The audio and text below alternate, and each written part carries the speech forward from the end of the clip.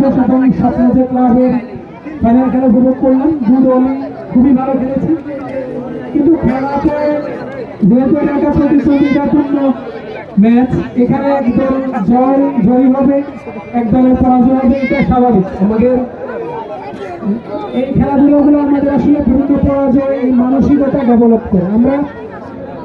আমাদের খেলা হবে প্রতিদ্বন্দ্বিতাপূর্ণ, শত্রুতাপূর্ণ নয়।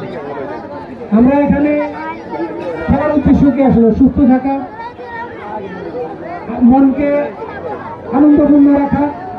এবং আমরা যখন থেকে এই মাঠের খেলাধুলা ছেড়ে মোবাইলের দিকে মনোযোগী হয়ে গেছি, তখন থেকে আমাদের তরুণ প্রজন্ম যেমন একটা আদর্শ অবস্থান থেকে দূরে সরে গেছে, আমরা শারীরিকভাবে অনেক বেশি অসুস্থ হয়ে গেছি। কারণ খেলাধুলা আমাদের সুস্থ রাখতে সহায়তা করে।